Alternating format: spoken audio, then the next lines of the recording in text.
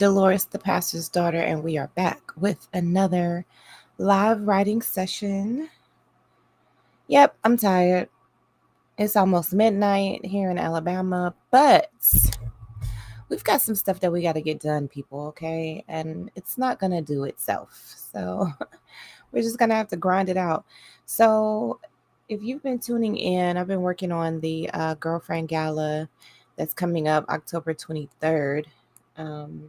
I am the chairwoman for this event. So I've been working on just kind of creating this unforgettable event. And so I figured, hey, what better way to carry on this live writing session and to just, work on this project at the same time. So that's what we're going to be doing this evening. What are you working on? Let me know in the chat. Let me see. Let me go ahead and put that in the chat for you. What are you working on? What are you creating? I am your accountability partner. You know what? And you're my accountability partner. So we're just creating this, kind of like a joint writing session. It's almost like we're all in the same office or something, same virtual office. We're all in the same space, we're all creating. So let me know what you're working on. What are you creating? Let me know in the chat. And let me see. I'm gonna put on some music. Let's listen to some chill hop.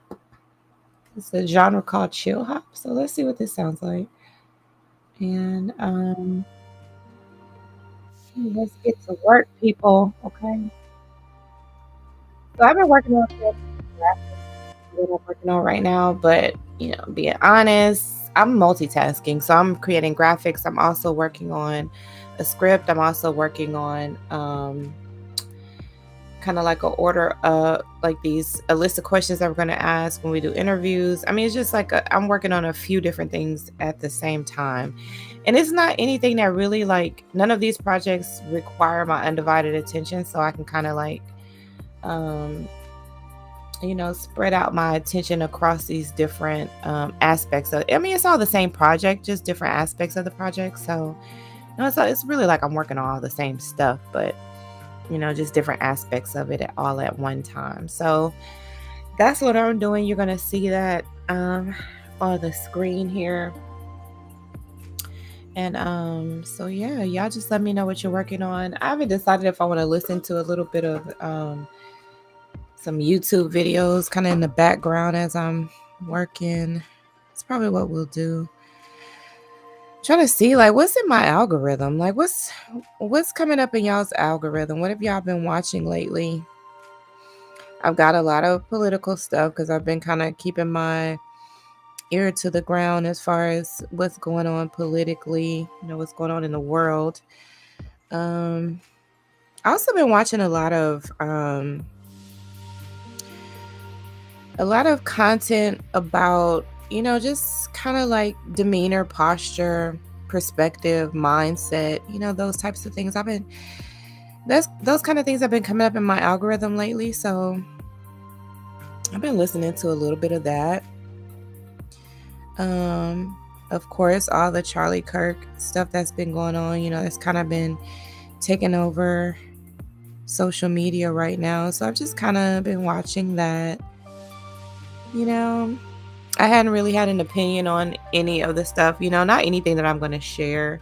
Just, just stuff that I am observing, I did a live, probably maybe a day or two after the assassination happened, just because I've been seeing a lot of stuff that's been going on in social media where people are really stressed out about it. People have been kind of crashing out, all that stuff, so, all I really said and all I really have to say about the situation is just, to stay silent right now and observe what is happening around you.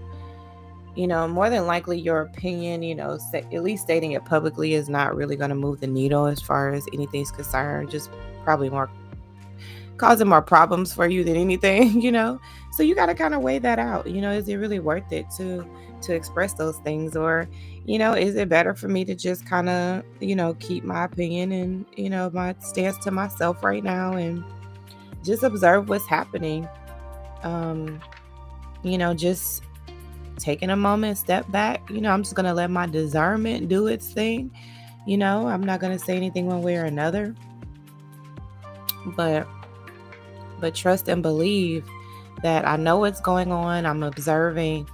I'm making note of these things, as I need to, and I'm just gonna stay silent right now, about the whole situation. There's nothing wrong with that, There's a lot of gracefulness and dignity in that, and so that's kind of my stance on it. But y'all let me know how y'all feel about it.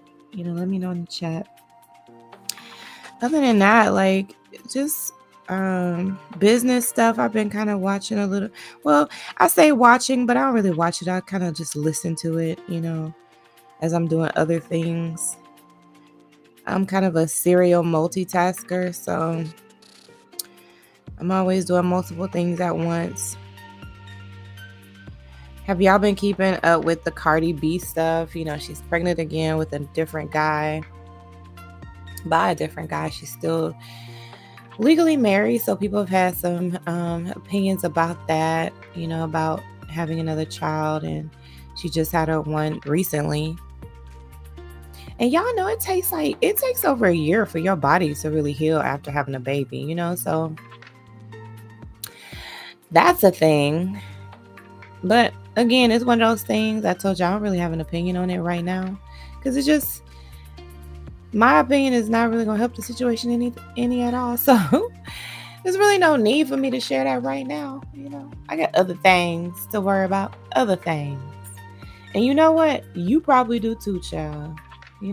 So choose your battles wisely, sis. That's all I got to tell you.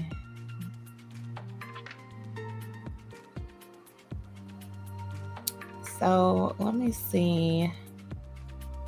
I've been kind of having a little bit of ideas about how I want to do this, our vendor promo. I kind of want to do some type of framing of their logo or something. I don't know. I'm kind of confused as to the direction I want to go in with this particular part of the project. As y'all can see, I'm just playing with some ideas here.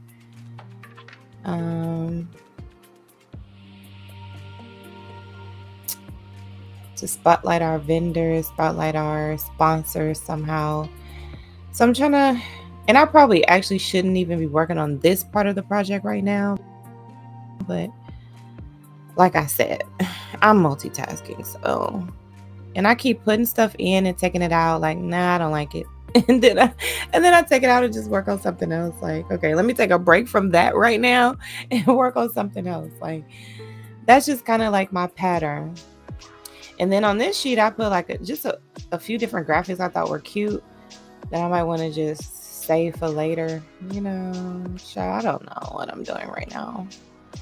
So I guess I'm going to move on from this part of the project and work on something else, since I'm probably doing more wasting time than anything by not really having a clear vision of what I'm trying to create and just playing with it. And there's some other things that are kind of more important, more pressing than the graphics right now. So this is my handy dandy comprehensive plan that I created just so I can keep myself straight, all the different aspects of this event. There's just so much involved, that I just try to keep things straight. And so periodically I go through and update this comp plan, so I can see on top of things now. Okay, now it's easy to throw something in a plan, in a comprehensive plan, and then forget to go back and look at it and stay on top of like your deadlines and stuff like that. So I'm trying to also make sure that I'm not throwing all this good stuff into the comprehensive plan and then just forgetting about it, Because that can totally happen, child. Totally happen. So let me go ahead and finalize these game details. Might as well go ahead and knock that out.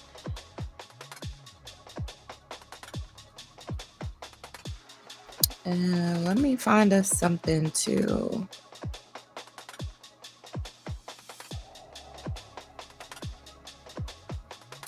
Let's find some current events or something to listen to, child. I don't know. I'm just going to be skipping through. Let's just skip through some videos. And child, if I don't find it interesting, I'm just going to skip it, you know? And we'll just see like what comes up in the algorithm.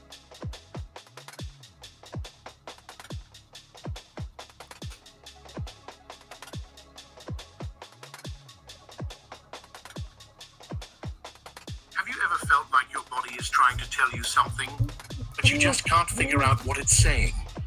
A persistent pain, a strange tension, an illness that comes out of nowhere and doesn't make any logical sense. Carl Jung believed that the body is the physical reflection of the psyche. In other words, every symptom, every discomfort, every strange ache is not just a random event. It's a deep message from your unconscious mind, a signal that something within you is calling out to be acknowledged. But here's the problem. Most people don't listen. They ignore the signs, cover them with medication, dismiss them as normal, or worst of all, get used to living with them as if that suffering was just part of being alive. They don't realize something fundamental. The body doesn't get sick by accident. It gets sick because something inside is out of balance. Something needs attention, healing, and release. Today, we're going to uncover this hidden language, the secret code your body uses to communicate with you. We'll explore how unresolved emotions, buried traumas, and blocked energy often show up as physical symptoms. And more importantly, I'm going to show you how to begin releasing that pain from its root. Stay until the end, because once you understand this, it might completely change the way you see your health, your body, and your inner world forever. Let's begin with the idea of the body as a mirror of the soul. Every part of your body holds symbolic meaning. There are no coincidences. The discomforts and pains that arise often do so during periods of emotional or psychological stress. Think about the last time you had a headache. Were you overwhelmed, under pressure, mentally exhausted? Headaches are frequently a manifestation of mental overload and anxiety. They're signals. Your mind is working at a pace your body can no longer handle. The connection between mind and body is profound. When we repress emotions, when we don't give them space to be felt and understood, they find another route to emerge. Jung once said, "What is not made conscious will manifest as fate."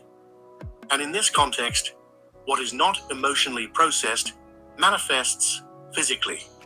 But instead of listening to these cries from within, many people just pop a pill and move on. They mask the symptom, ignore the root cause, and fall into the same loop over and over until the pain becomes chronic. The issue isn't just the pain itself, it's the habit of silencing the body's messages instead of tending to them. Healing isn't about living a life free from discomfort. It's about learning to understand the story behind each symptom. If a headache won't go away, maybe it's not your body needing medicine. It's your mind that's desperate for rest, for stillness, for peace. The solution isn't always external. Sometimes it's about creating space for inner quiet, questioning the expectations we place upon ourselves, releasing the invisible weight we've been carrying around. It's an invitation to pause, to breathe deeply, and to reconnect with what your body has been trying to tell you all along. Your intuition already knows this. The real question is, are you listening? Let's talk about the weight of unexpressed emotions. Your neck and shoulders do far more than carry the physical burdens of your day. They carry your emotional weight too. Carl Jung believed that what we repress doesn't disappear.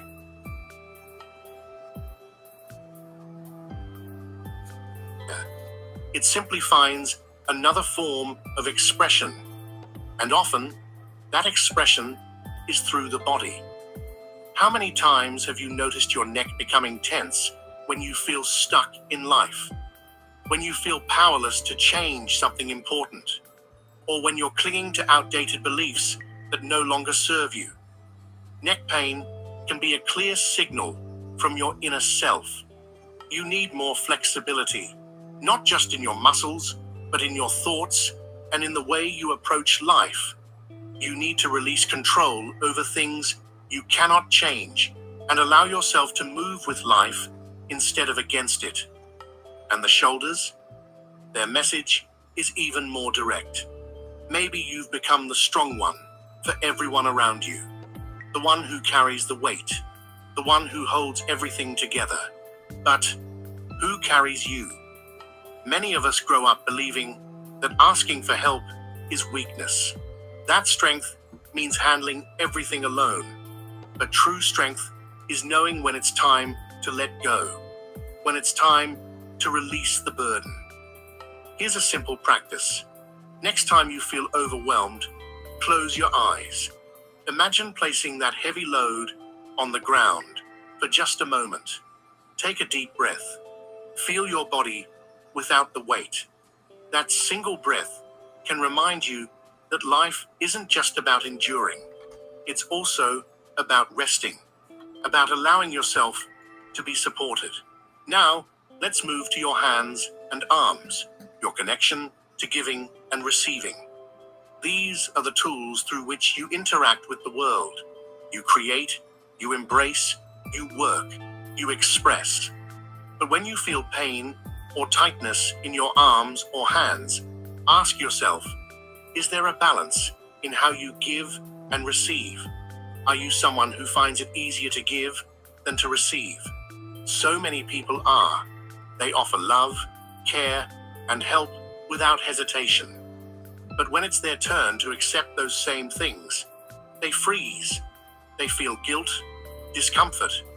Pain in the arms may be your body's way of saying you've been giving too much without allowing anything back in. And the hands, they symbolize your ability to hold on and let go. Is there something in your life you're gripping too tightly? A relationship, an identity, an expectation? Sometimes we hold on because the unknown scares us, but life flows. It's always in motion, and resisting that flow only creates tension, emotionally and physically. Here's a gentle exercise. Open your hands slowly, then close them. Do this a few times with intention. As you open, imagine you're releasing everything you no longer need. As you close, imagine you're receiving something new, something that serves your growth.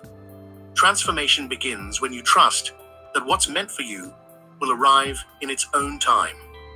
Now, the chest, a sacred space. More than just a physical region, it is the sanctuary of your deepest emotions. Every breath you take holds a memory. Every heartbeat echoes with stories you may not even remember. When your chest hurts, feels tight, or oppressed, it's rarely just physical. It often signals a trapped emotion, a grief that hasn't been processed, a heartbreak that still lingers, a loss you haven't fully accepted. So many people walk through life with an invisible weight on their chest. They smile, they function, but deep inside, something is aching to be seen, to be felt, to be released. Your chest may be holding a silent cry, a longing, a memory you never got to express. And the more you try to suppress it, the more it shows up. In your breath, in your energy, in your ability to connect. Jung believed that healing comes through integration, not rejection, not avoidance. When you finally allow yourself to feel, truly feel, that ache in your heart, without judgment or resistance, you open the door to real healing. So take a moment now, place your hand over your chest, breathe in. Ask yourself, what am I still holding here? What needs to be released? What memory still seeks closure? This isn't about fixing yourself. You're not broken. It's about remembering that your body is your greatest ally. Your body doesn't lie. It speaks when words fail. And every symptom is an invitation to return to yourself, to tend to what was forgotten, to begin again from within. Carl Jung often spoke about the importance of integrating our emotions rather than repressing them. According to him, whatever we refuse to face doesn't disappear. It transforms into a shadow that quietly follows us, shaping our behavior from the unconscious. Think about this. How many times have you felt a tight knot in your chest when recalling a memory that still hurts? How many emotions have you silenced just because you were afraid to feel them? That pressure in your chest might not just be physical. It could be a manifestation of feeling unheard, of having suppressed words that desperately needed to be spoken. Maybe you felt the weight of trying to live up to someone else's expectations. Maybe you've stayed in relationships that no longer nourish your spirit, simply because you were afraid to disappoint others. But here's the truth. The heart was never meant to carry unnecessary burdens. It was designed to beat freely, to guide us with clarity and intuition. If you're feeling a persistent heaviness in your chest, allow yourself a moment of deep introspection. Write down everything you've never dared to say, even if no one will ever read it. Cry if you need to. Let the tears flow, because crying isn't a sign of weakness. It's one of the most profound forms of emotional release. And when your heart releases what's been hurting it, your body responds with peace. The back, the pillar of our body, often reflects the emotional load we carry. It's no coincidence that when life becomes overwhelming, pain often settles in this area. The upper back, in particular, tends to accumulate tension when we take on responsibilities that aren't truly ours, when we become the emotional support system for everyone around us at the cost of our own well-being. Jung once said that the heaviest burden we carry is the person we think we're supposed to be. In other words, we exhaust ourselves trying to meet unrealistic standards. We put immense pressure on ourselves to not fail, to not let anyone down. But the body doesn't lie. If your back feels tight or sore, ask yourself, what am I carrying that no longer belongs to me? In the lower back, the emotional message shifts slightly. This region often holds our deepest fears, especially those related to financial security, stability, and the unknown future. It reflects our fear of not being in control, of not being enough, of the unpredictability that life throws at us. When tension arises here, it may be a silent alarm, telling you that you're carrying worries that are slowly draining your energy. One powerful exercise is to visualize that emotional burden as a backpack strapped to your back. Now imagine gently placing it on the ground. See yourself standing tall, without it. Take a deep breath and whisper to yourself, I don't have to carry everything. I trust life to support me. Relief doesn't always come from a stretch or a massage. It often comes from the conscious decision to let go of what is no longer serving us. Now consider your legs and feet. They represent your ability to move forward or to remain stuck.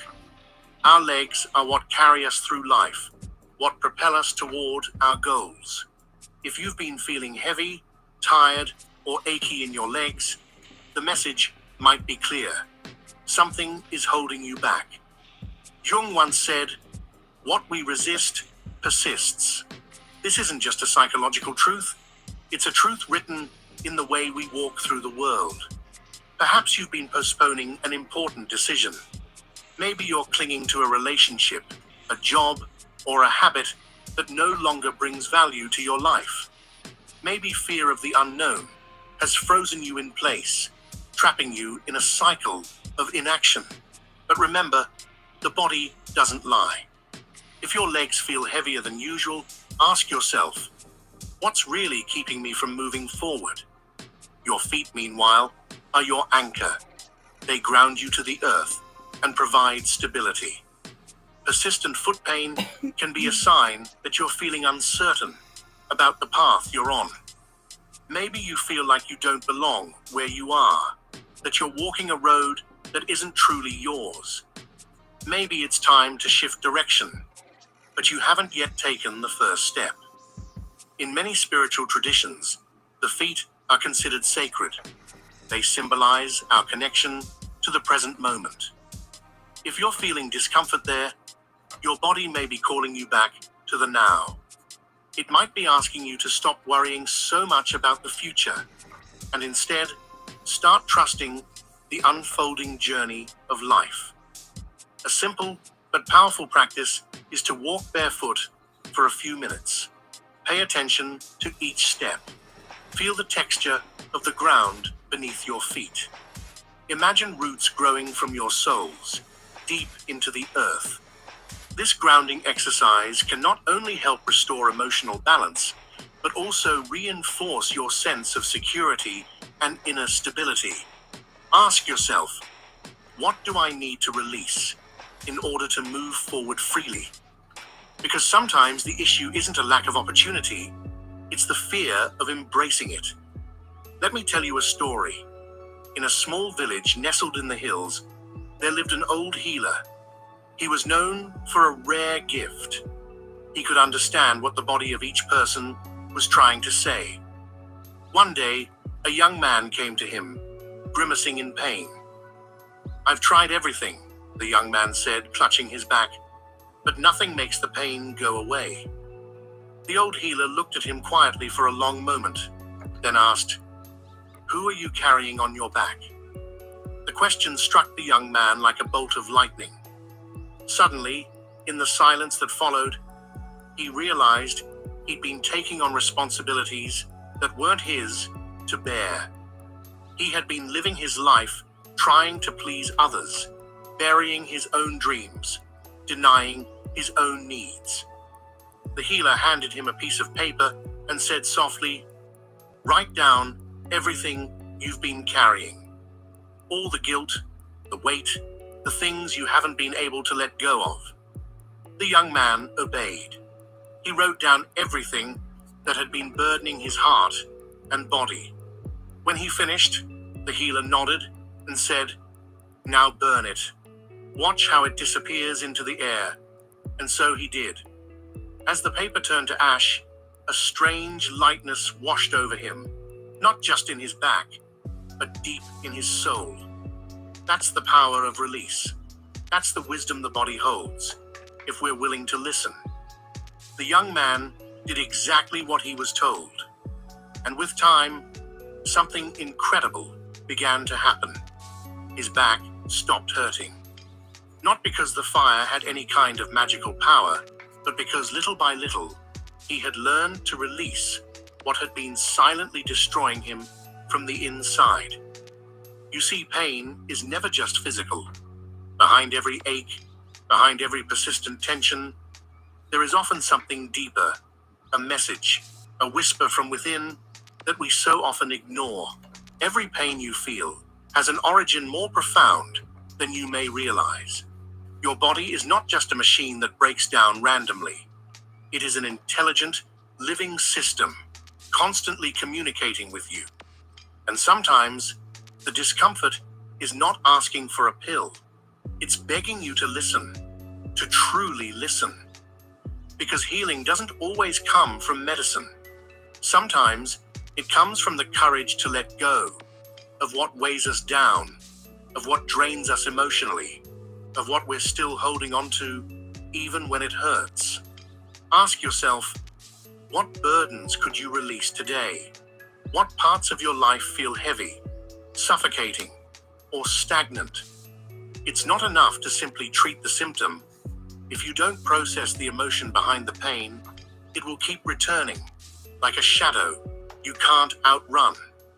Over and over again, the body will speak louder until you pay attention. As Carl Jung once said, until you make the unconscious conscious, it will direct your life and you will call it fate.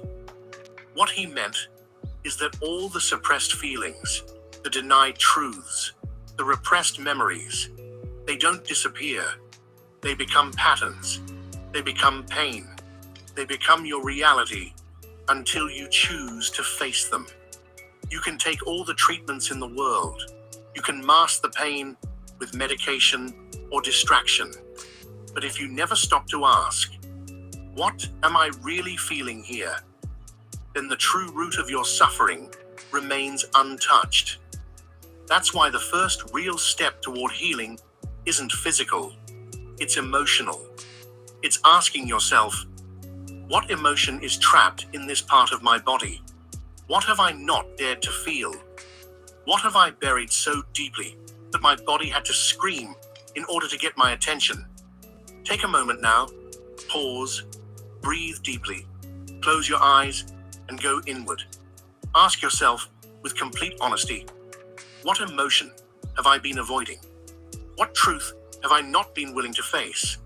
Maybe it's grief, maybe it's anger, maybe it's fear, and maybe it's all of them, wrapped together in silence.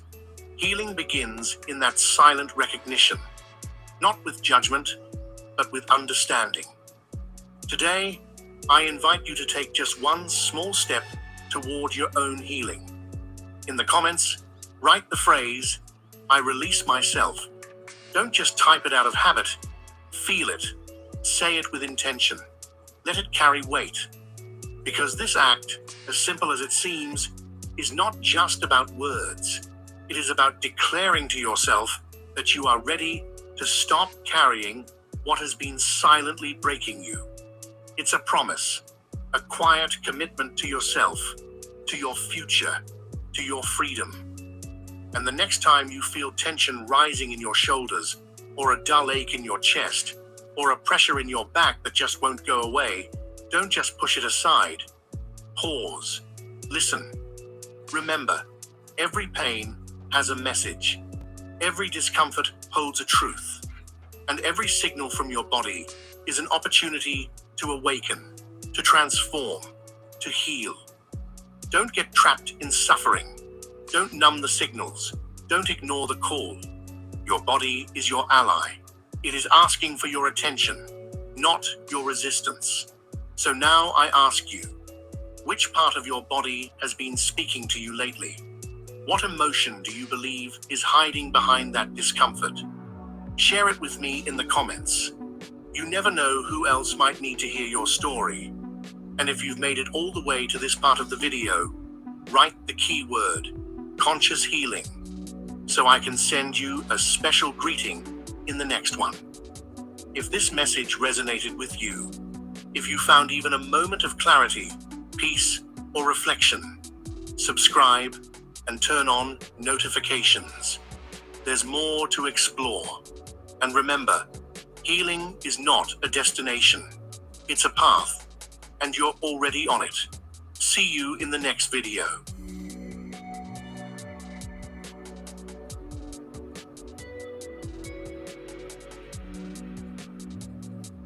There's a new tell-all documentary about Benjamin Netanyahu and the corruption in the Israeli government that you need to watch. But you probably haven't seen it because it was mysteriously pulled from all the major streaming platforms for reasons. They have some serious bombshells in there, like leaked police depositions from the Adelsons, testimony from Bibi's lifelong best friend, his campaign manager, and co-conspirators in a long list of alleged crimes.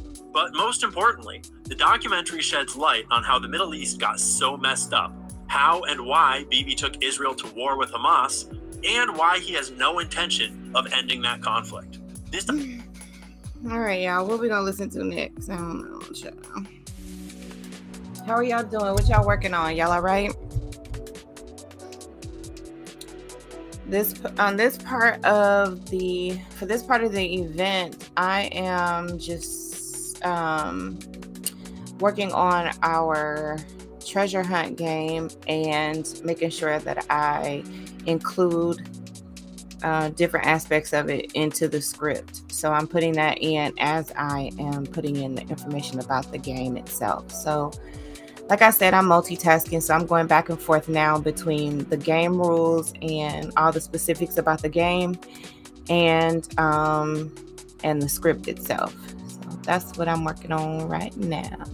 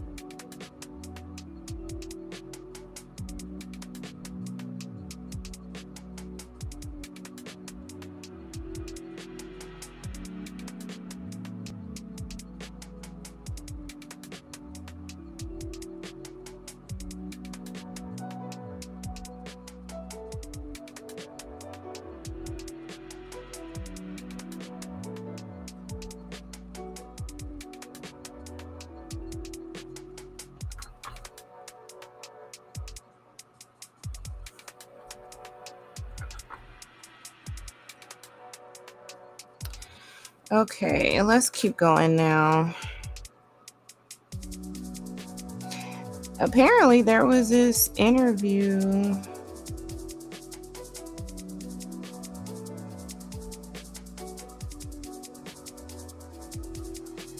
Let's listen to this interview. I think this is going to be interesting. The official story on 9/11 is a complete lie. The point was to leverage the pain and outrage of that day and use it to convince Americans that we have invaded Iraq. I'm not alleging that they committed 9/11, but I am. I kind of really don't even want to listen to anymore, like political stuff right now. Let's listen to this. This says something in you got stuck in childhood. This is a Carl Jung, and it says the childhood traumas that are controlling your life. Let's listen to this. Have you ever wondered? I'm gonna speed it up too. Speed up to like 1.5. Silent cycle, as if something inside you sabotages your relationships, your decisions, your deepest feelings, even when everything seems to be going well. Carl Jung, the great Swiss psychiatrist and father of analytical psychology, believed that these hidden patterns have deep roots, more precisely in his childhood.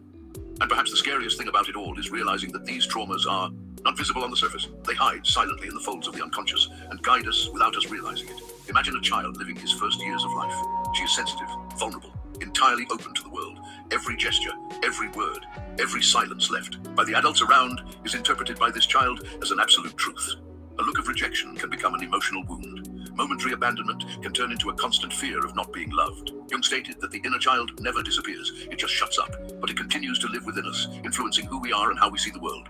Many of our fears, insecurities, and destructive behaviors are actually unconscious attempts to protect this injured child. When we feel rejected and shut down emotionally, it can be an echo of a childhood where love was conditional. When we sabotage ourselves professionally, it may be a reflection of an internal voice that, way back when, learned that it wasn't good enough.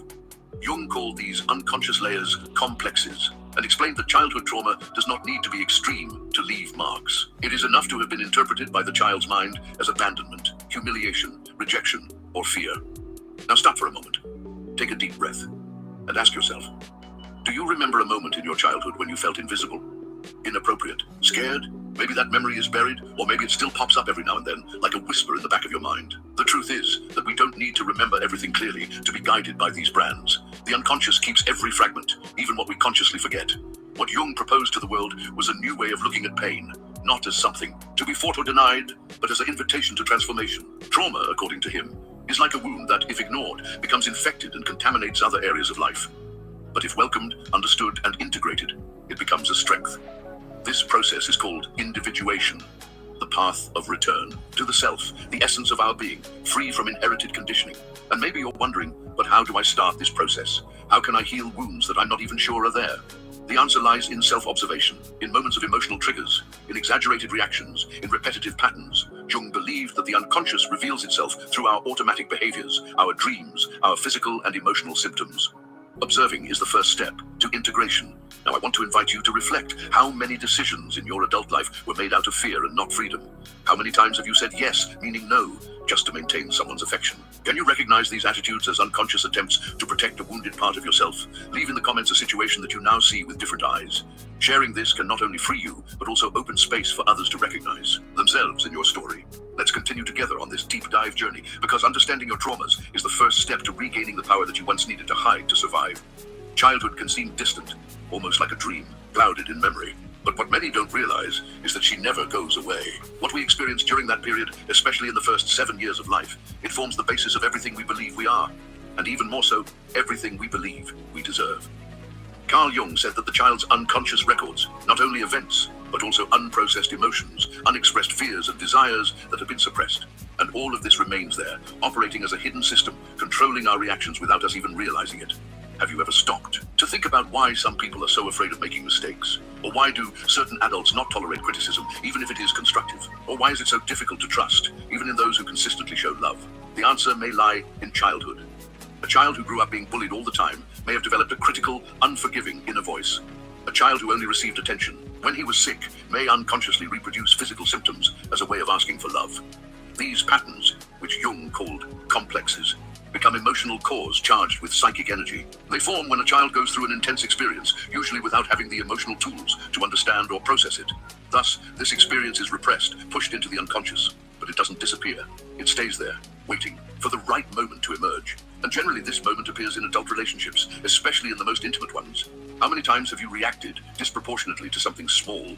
Have you ever had that feeling that you are being abandoned by someone just because they took too long to respond to a message? Have you ever exploded with anger because you felt rejected, even though you weren't sure that was happening? These are clear signs that something unresolved within you is taking control. And the scary thing is that often these reactions don't come from the adult you are today, but of the wounded child you once were. Jung said that until the unconscious becomes conscious, it will direct your life, and you will call it destiny. This means that until you heal those childhood wounds, you'll continue to repeat the same patterns, experiencing the same conflicts, attracting the same types of relationships. Healing is not in avoiding pain, but in having the courage to look at it with compassion and presence. And here comes a crucial question. How can we identify these traumas if we often don't remember them consciously? The answer lies in the symptoms, emotional, mental, and even physical. Chronic anxiety, excessive insecurity, fear of abandonment, constant need for approval, difficulty in imposing limits, toxic relationships that are repeated. All of this can be a manifestation of deep-rooted emotional trauma. The body speaks what the mind is not allowed to say. Now reflect with me. Is there a recurring pain in your life that you try to resolve with rational effort, but which keeps coming back? Any pattern you swore never to repeat, but still find yourself stuck in? If so, that's no coincidence. It's your uncurated story asking to be looked at. And the more we ignore these calls, the more intense they become. Carl Jung shows us that the only way to break this cycle is to descend into the basements of the psyche and find the child we were, abandoned back there. Not to accuse her, not to judge her, but to finally welcome her. Because liberation does not happen when we deny pain, but rather when we offer it what no one gave us at the time, listening, security, and love. If this touched you in any way, share it in the comments. What behavior of yours did you already suspect could have roots in childhood? Do you feel like your inner child is asking for attention? Opening this exchange space is a powerful way to begin healing. Have you ever felt like there is a part of you that you try to hide from the world? A side that carries anger, envy, fear, shame, emotions that were repressed because we were taught they were ugly, wrong, or unacceptable. Carl Jung called this part of our unconscious shadow. And it is precisely in this dark territory of the psyche that childhood traumas take hold. Most strongly, the shadow is not evil in itself. It is the set of everything that has been banished from consciousness, but that continues to exist within us, wanting to be recognized. When we grew up in environments where expressing emotions was safe, we learned to hide what we felt. If when we showed sadness, we were ignored. We learned to smile even when everything hurt inside. If by expressing anger we were punished, we learned to swallow the scream and pretend that everything is fine. But repressed emotions don't disappear. They transform into symptoms, behavior patterns, and even psychosomatic illnesses. The wounded child that lives within us does not understand rationalizations. She doesn't know that her parents did the best they could. She only knows that at that moment she felt fear, abandonment, rejection, humiliation, and based on these intense emotional experiences, he created deep beliefs. I'm not good enough. My feelings don't matter. be loved, I need to please, I can't trust anyone. These beliefs become the lens through which we look at the world in adulthood, and what we do, without realizing it, is project this pain onto others. Jung said that what we deny in ourselves, we project onto others. If we do not accept our fragility, we condemn the fragility of others. If we don't accept our anger, it explodes in traffic, in arguments, in uncontrolled outbursts. If we deny our need for affection, we become cold or dependent. The shadow acts silently but extremely powerfully, and the more we try to appear perfect, the more it becomes stronger.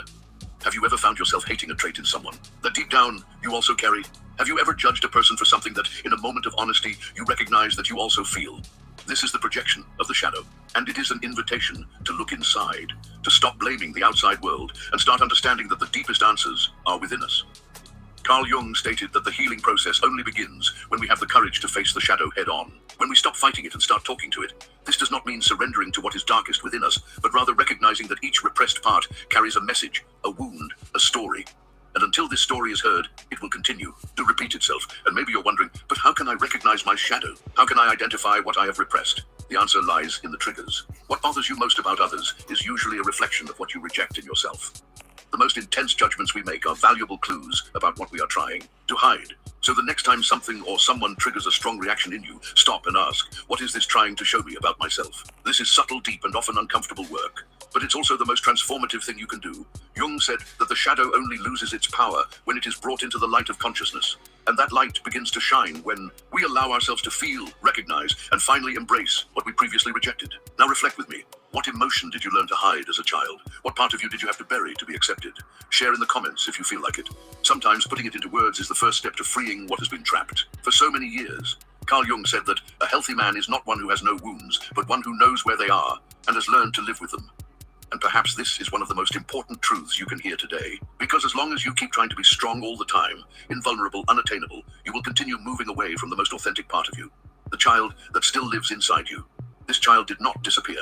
She is there, in your insecurities, in your interrupted dreams, in your hidden sensitivity, in your automatic reactions. It appears when you feel alone, when you are afraid of not being enough, when you need support and don't know how to ask for it. It appears in your love life, in your family conflicts, in fears that seem irrational. And she doesn't want you to ignore her. She wants you to come back for her.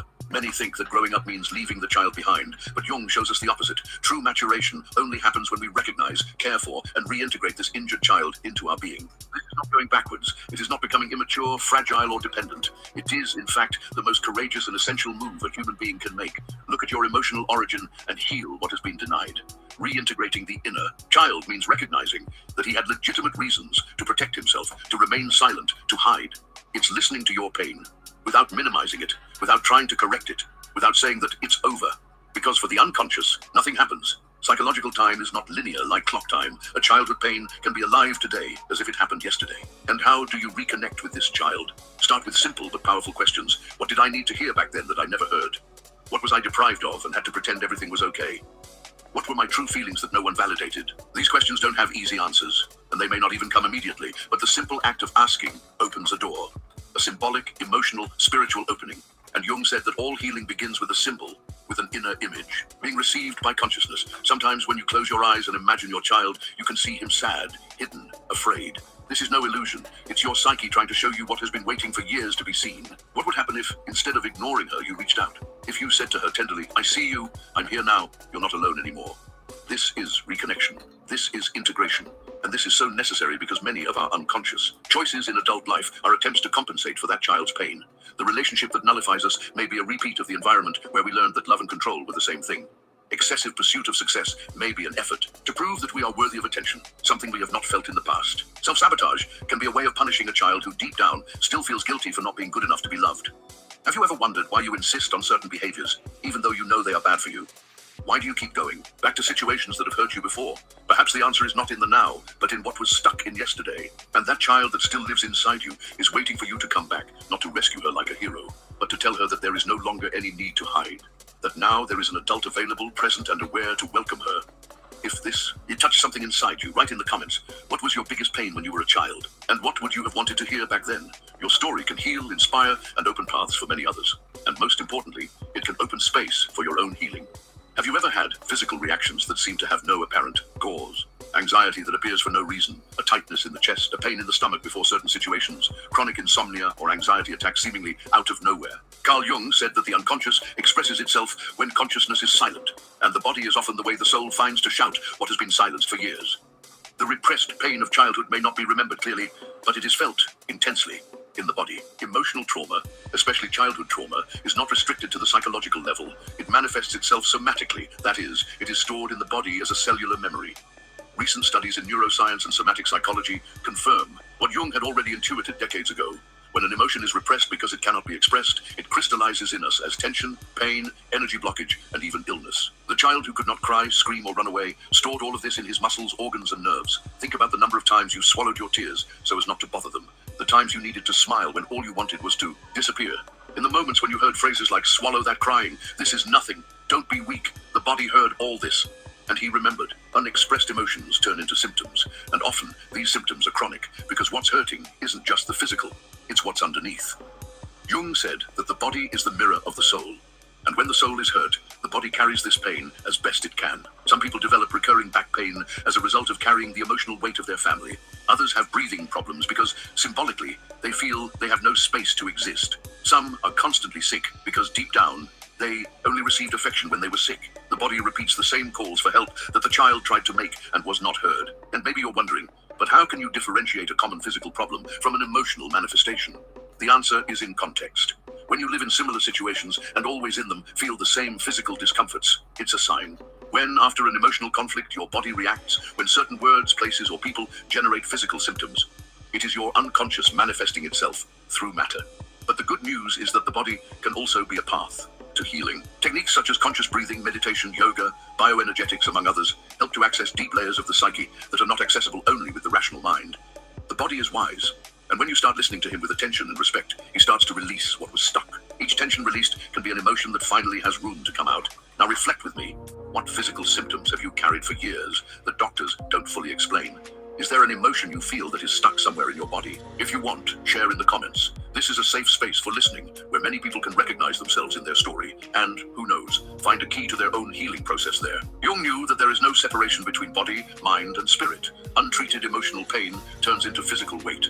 And the only way to break this cycle is look with courage at the roots of the pain, welcome the child who is still hurt, and finally, allow the body to release everything it has carried in silence for so long. From a very early age, we learn that to be accepted, we need to behave in a certain way. We discover as children that certain emotions bring us closer to others, while others push us away. We quickly understand that there are sides of us that are welcome and others that should be hidden. So without realizing it, we begin to build an adapted identity, what Jung called persona. The persona is the social mask we use to present ourselves to the world. It is necessary in many moments of life as it helps us function in society. But the problem happens when we completely identify with this mask and forget who we are behind it. And that's exactly what happens to most people who grew up with unresolved trauma. They build a persona based on survival, not authenticity. Think of a child who learned that he was only valued when he got good grades. She may grow up believing that she needs to be impeccable to deserve love. Your persona will be that of the perfection. Now imagine a child who was ridiculed for expressing feelings. She may become a cold, rational, distant adult. But this is just armor, an attempt to protect herself from the pain she once felt. On the outside, she looks strong. Inside, you're dying for connection. And what is most devastating about this process is that the persona, over time, crystallizes. We come to believe that we are this adapted version of ourselves. We don't realize that our life choices, our relationships, our careers, everything is being guided by this identity built to avoid pain. And so we spend years, sometimes decades, living a life that is not truly ours. Carl Jung said that in order to awaken, we must first recognize that the persona is not our true self. It's just a role we learn to play to survive emotionally. And when we carry childhood trauma, this role tends to be very rigid, defensive, and lonely. How many times have you found yourself pretending to be okay when inside you were in pieces? How many times have you laughed in situations where all you wanted to do was cry? How many times did you accept what you didn't want just to maintain the image of a good, educated, calm person? These are the persona's reflexes in action, and although useful in some contexts, it becomes a prison when we can no longer get out of it. Jung stated that individuation, the process of becoming who you really are, only begins when we have the courage to take off that mask. But to do this, we need to feel safe. We need environments, people, rituals, practices that allow us to show our truth without fear of being hurt again. And here comes the importance of deep self-knowledge. It's not enough to want to change. We need to understand what we are changing and why. Have you ever noticed any mask you created to adapt to the world? Have you ever felt like your external image doesn't match what you really feel inside? Share in the comments if you like. Sometimes naming our persona is the first step to letting it go. Because as Jung said, there is no awakening without confrontation with one's own darkness. And often, that darkness is camouflaged in something that the world applauds, but that you know is not you. Taking off your mask may seem risky, but continuing to use something that no longer serves you is much more painful. The good news is that you no longer need to protect yourself like you did when you were a child. Now, there's a conscious adult in you, and he has the power to rewrite your story. If you look closely, you will notice that human relationships are the greatest laboratory of the soul. It is in contact with others that our wounds emerge more strongly, and this is no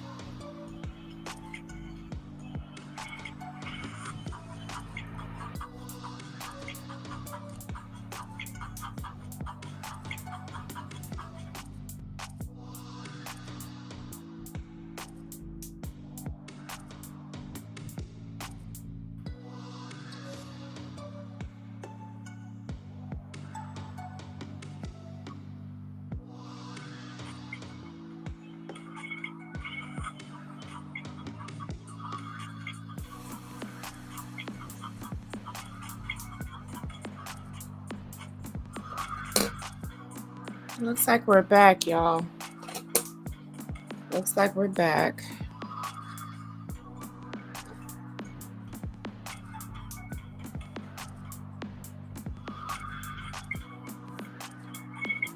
Make sure you like the video as you come in or as you leave.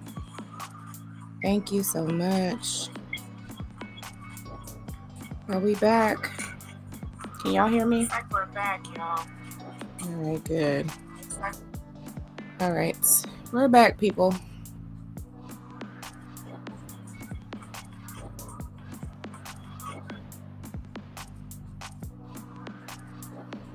Let me see. Okay, now I'm about to move on to something else. Let me see what Jasmine Crockett's been talking about here lately.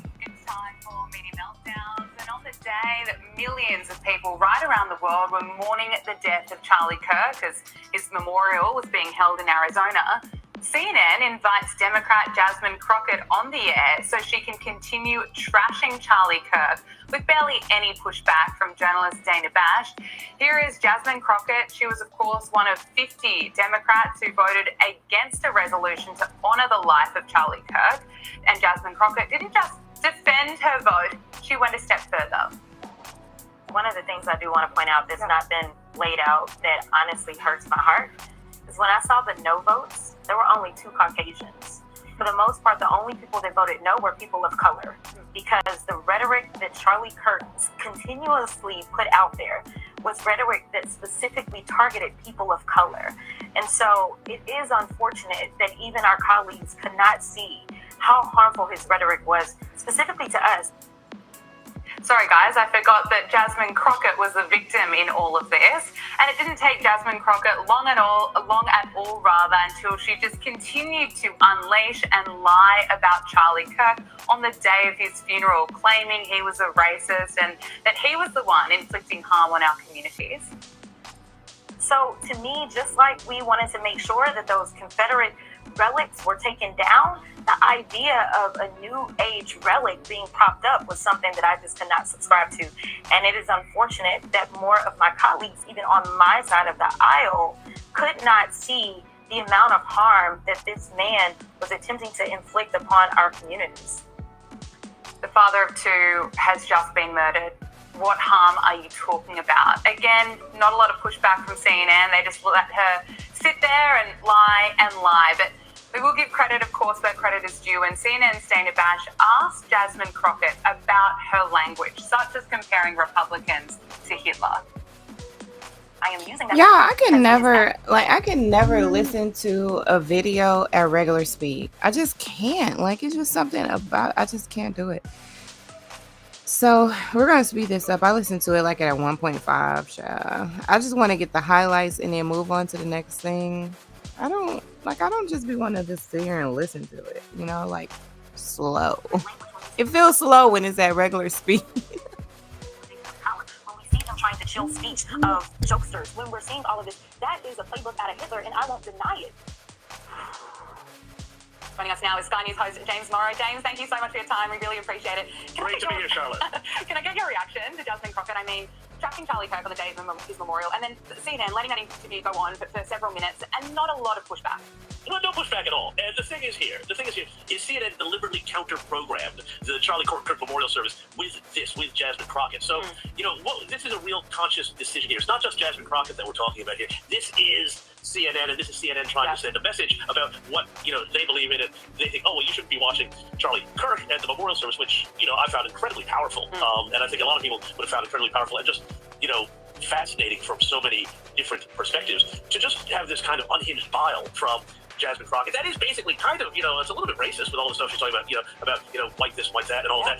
It's the exact opposite of the message I think Charlie Kirk really was about, and particularly the speech or the eulogy given by his widow Erica, which is all about forgiveness and coming together. But the thing that in that speech she gave, in that eulogy she gave, the thing that really struck me was the line where she talked about not forgiveness, because we knew she was going to say that about forgiveness, because that's sort of very public Christianity and genuine public Christianity. I'm not being cynical about it. Of the Kirk family, has been such a part of their being in their essence.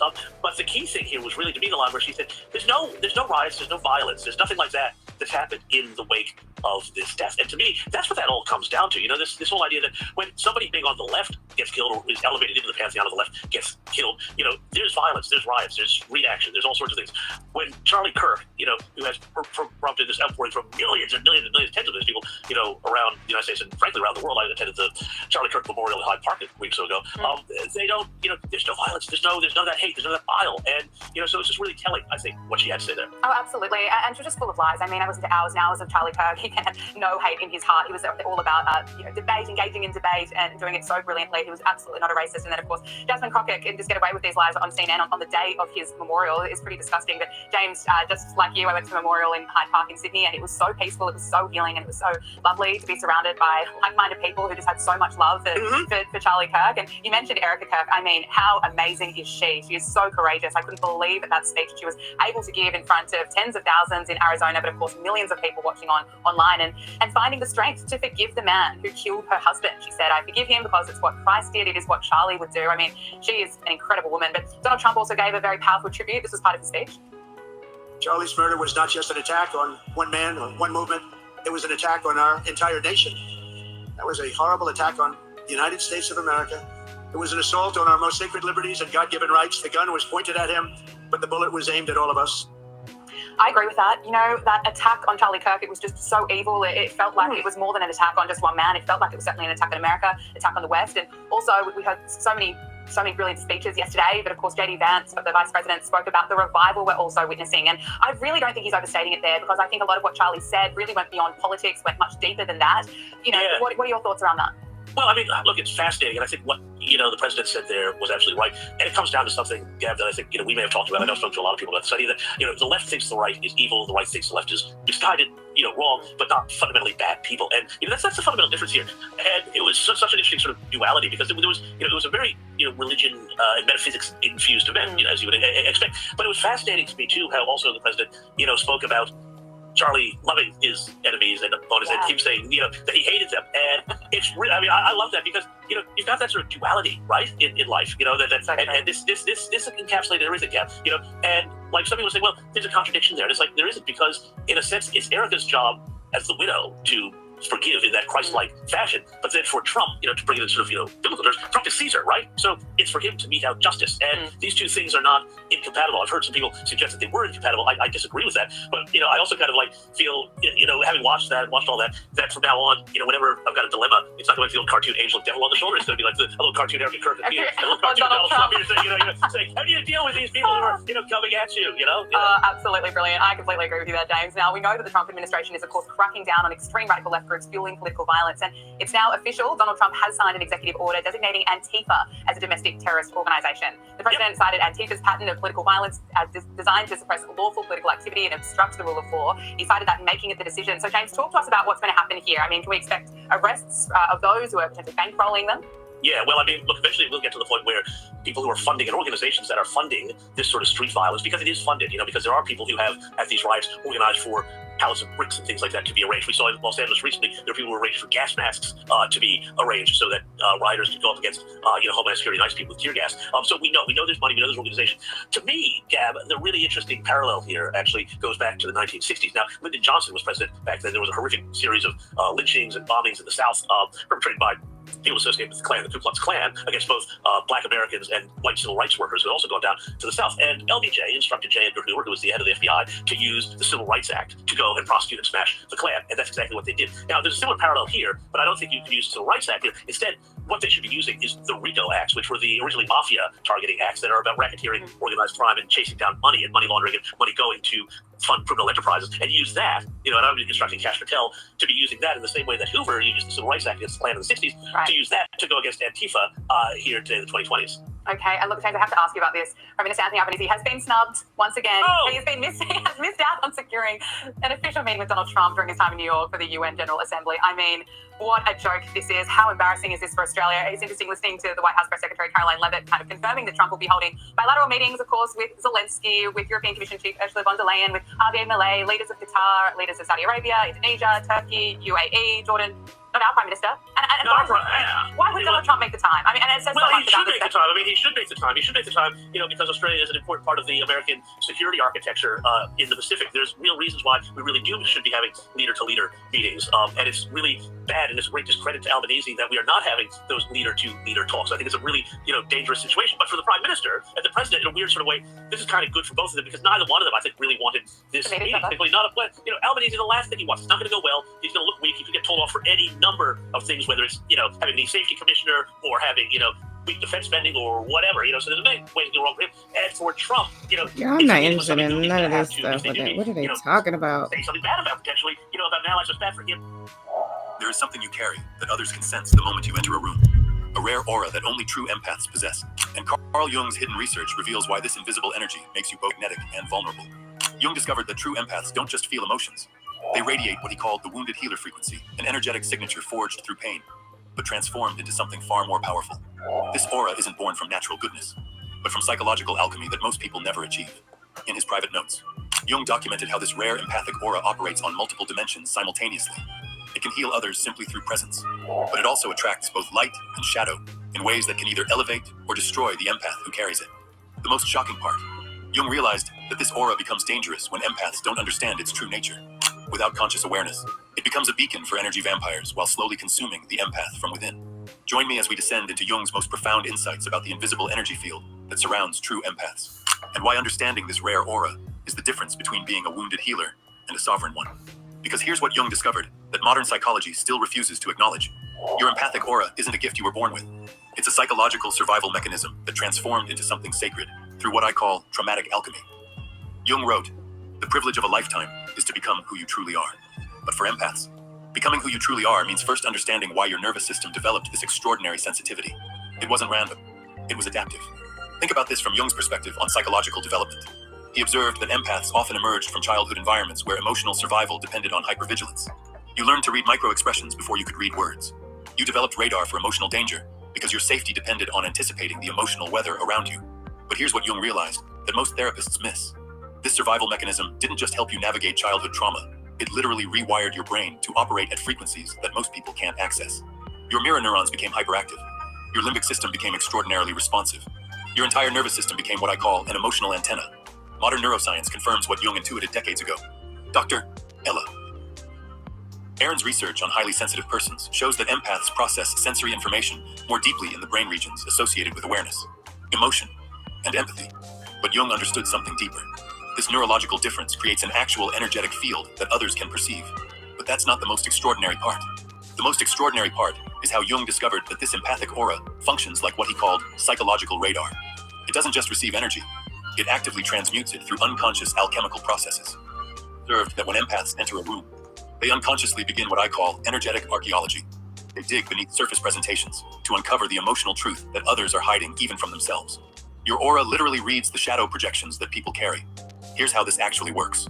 Based on Jung's understanding of the collective unconscious. Stage 1. The energetic scan.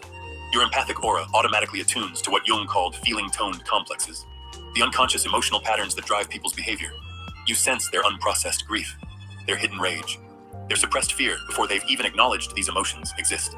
Stage 2. The unconscious absorption.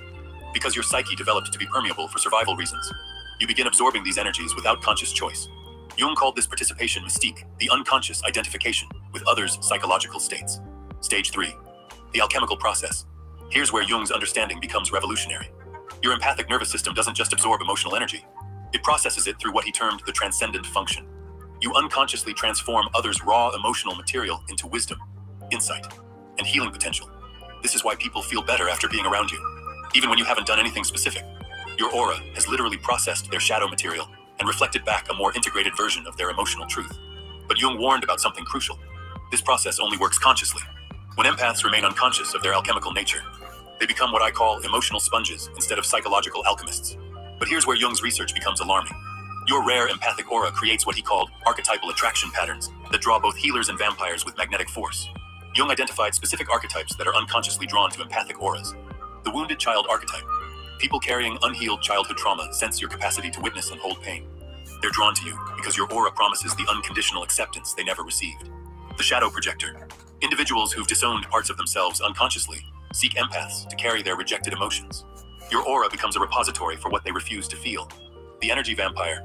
Jung called these psychological parasites people whose own empathic development was stunted, so they've learned to survive by feeding on others' emotional energy.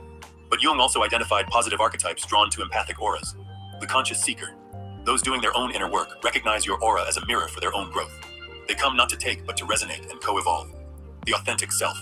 People ready to embrace their full humanity are naturally drawn to the permission your aura gives them to feel deeply without shame. The danger lies in what I call archetypal confusion. When empaths can't distinguish between those who come to heal and those who come to feed, your aura attracts both. But without conscious discernment, you'll drain yourself trying to transform people who aren't ready for transformation. If you've noticed that you attract both deeply spiritual people and deeply troubled people, comment, I am an archetypal magnet. Now you're discovering what Jung called the wounded healer constellation, why your empathic aura carries both the capacity for profound healing and the vulnerability to being consumed. Jung understood that the wounded healer archetype operates through what I call resonant frequency healing. Your aura doesn't heal others by giving them your energy. It heals by resonating at frequencies that activate their own healing potential. Think about how this works energetically. When someone with unprocessed trauma encounters your empathic aura, they experience what Jung called constellation activation. Your presence awakens the healer archetype within them, because you're modeling that it's possible to transform wounds into wisdom. But Jung discovered something profound about this process. The wounded healer can only activate healing in others to the extent that they've done their own shadow work. If you're carrying unintegrated trauma, your aura becomes contaminated with what I call bleeding energy, instead of inspiring healing. You unconsciously invite others to wound you in the same patterns you haven't healed. This is why empaths often attract narcissists, emotional vampires, and people who seem to need endless rescuing. Your unhealed wounds create an electromagnetic signature that draws people who will reenact your original trauma until you fully integrate those experiences. Jung wrote, everything that irritates us about others can lead us to an understanding of ourselves. For empaths, this means that everyone you attract is showing you something about your own unconscious patterns. The people who drain you are mirroring the ways you drain yourself. The people who can't receive your love are reflecting your own struggles with self-love. The alchemical solution, Jung's solution, was what he called conscious suffering. The willingness to feel your own wounds completely so they can transform into wisdom rather than remaining as open wounds that others can exploit. When you do this inner work, your aura shifts from what I call wounded healer frequency to sovereign healer frequency. You still carry the capacity for profound empathy, but it's now grounded in wholeness rather than woundedness. Here's where Jung's understanding becomes truly revolutionary. Your empathic aura functions as what he called the psychological mirror. It reflects back to others their own capacity for consciousness or unconsciousness. Jung observed that conscious people feel peaceful around empaths because your aura reflects their own inner light back to them. They experience what I call recognition resonance, the joy of being truly seen and accepted for who they authentically are. But unconscious people often feel disturbed around awakened empaths because your aura reflects their shadow material, the parts of themselves they're trying to avoid. This creates what Jung called shadow projection anxiety.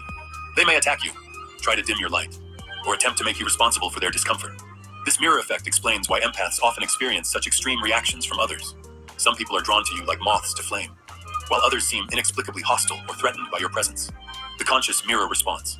When someone doing their own inner work encounters your empathic aura, they feel inspired and elevated. They might say things like, I feel so peaceful around you, or you help me remember who I really am. These people energize you because the exchange is mutual. They're also reflecting your light back to you. The unconscious mirror response. When someone avoiding their shadow encounters your empathic aura, they feel triggered and defensive. They might criticize your sensitivity, tell you you're too much, or try to provoke emotional reactions that would lower your frequency to match theirs. These interactions drain you because they're trying to pull you into unconsciousness to avoid facing what your presence is showing them. The predatory mirror response. When energy vampires encounter your empathic aura, they sense opportunity. They recognize your capacity for emotional processing and unconsciously strategize ways to make you their emotional regulator. These are the people who trauma dump, create endless crises, or position themselves as victims who need your constant rescue. Understanding this mirror effect is crucial because it explains why boundary setting feels so difficult for empaths. When you set boundaries with unconscious people, you're not just protecting your energy, you're refusing to enable their avoidance of their own shadow work. But here's Jung's most profound insight about empathic auras.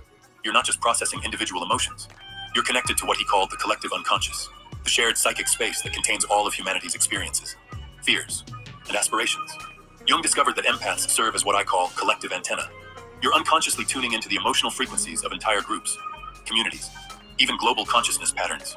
This is why you might feel inexplicably sad during world tragedies, anxious during collective upheavals, or drained in crowded places where many people are carrying unprocessed emotions. Your empathic aura is literally picking up on archetypal energies that transcend individual psychology. You're sensing the collective shadow of humanity's unhealed traumas, suppressed emotions, and disowned aspects of consciousness. This connection to the collective unconscious is both your greatest gift and your greatest challenge. On one hand, it gives you access to universal wisdom, archetypal guidance, and the ability to help heal collective wounds. On the other hand, it can overwhelm you with emotional content that isn't personally yours, but feels intensely real. Jung believed that empaths play a crucial role in collective healing because you can feel what others have numbed themselves to. You serve as early warning systems for collective shadow eruptions, wars, social upheavals, environmental crises. Your empathic aura senses these disturbances before they manifest in the physical world. But But Jung also warned that empaths must learn to distinguish between personal and collective material, or they risk what he called psychic inflation, taking on responsibility for healing wounds that belong to all of humanity.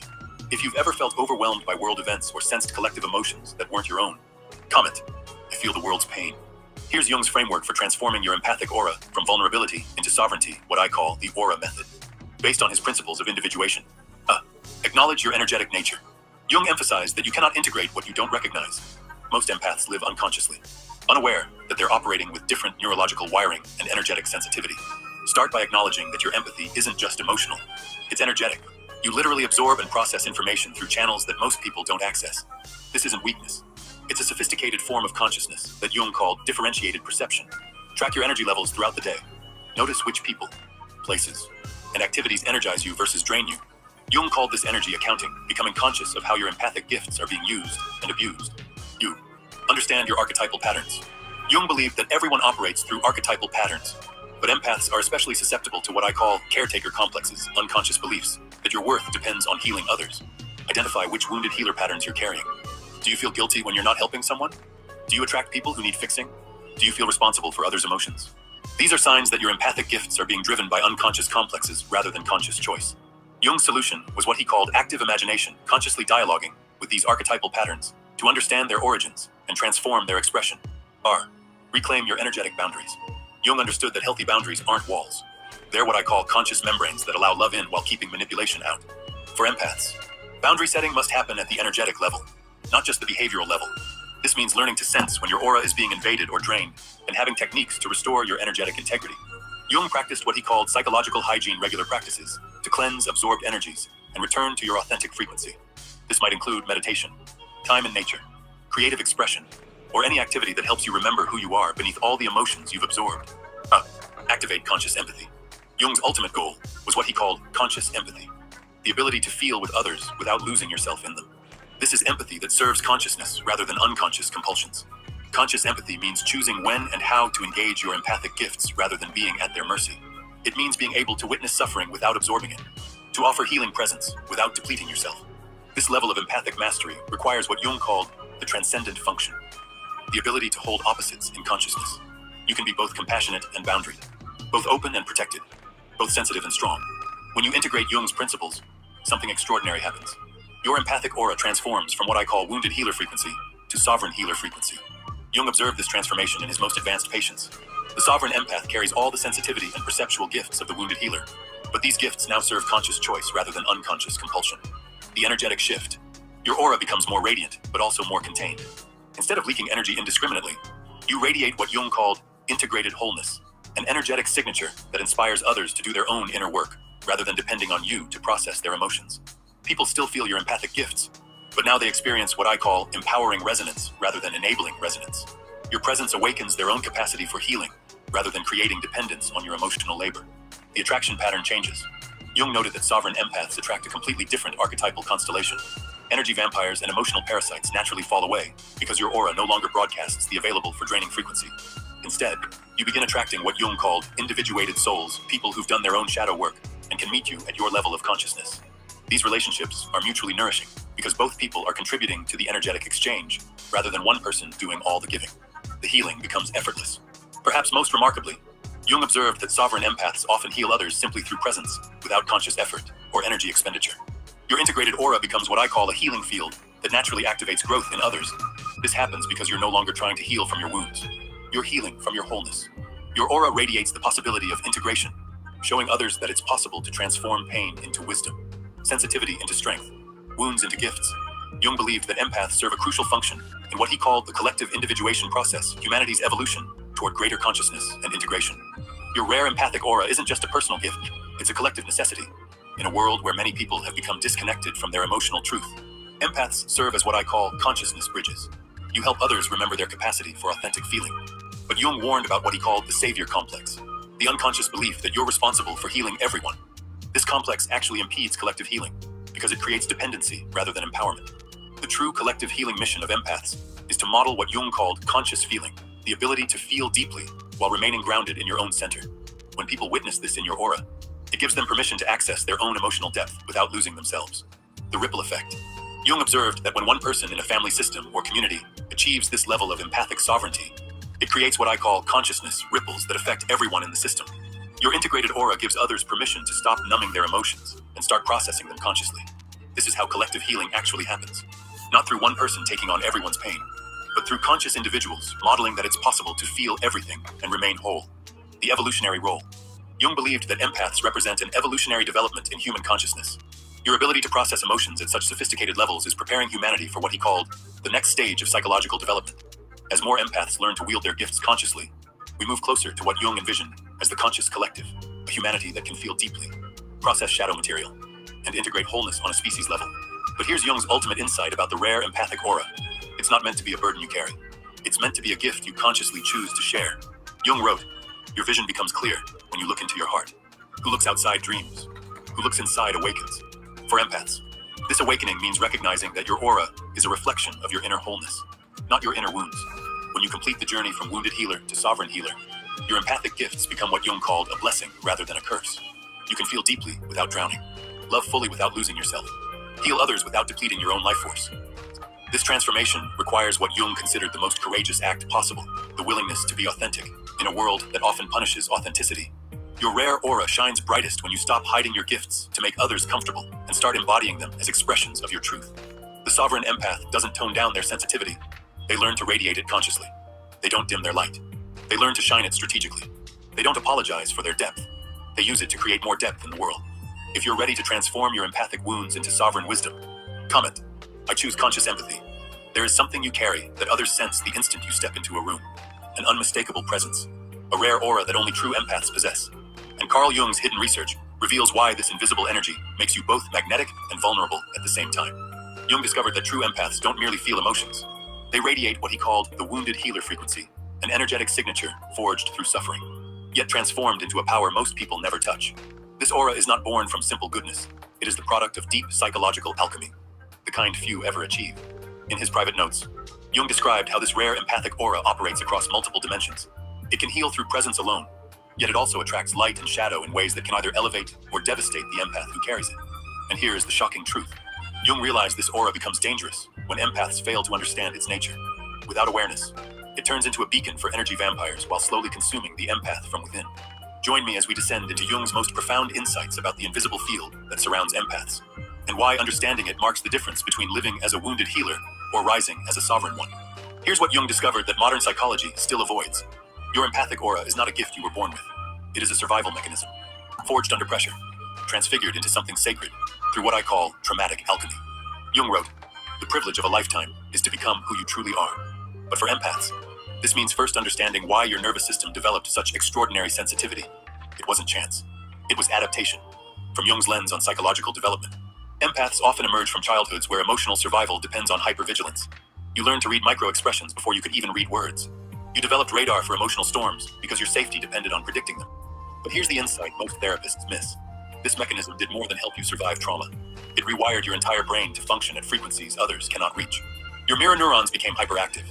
Your limbic system became exquisitely responsive. Your whole nervous system evolved into what I call an emotional antenna. Modern neuroscience now confirms what Jung intuited decades ago. Research on highly sensitive persons shows empaths process sensory input more deeply in the very brain regions tied to empathy and awareness. But Jung went further. He understood that this neurological difference creates an energetic field others can feel. Yet the most extraordinary discovery was that this aura functions as psychological radar. It doesn't merely receive energy, it transmutes it.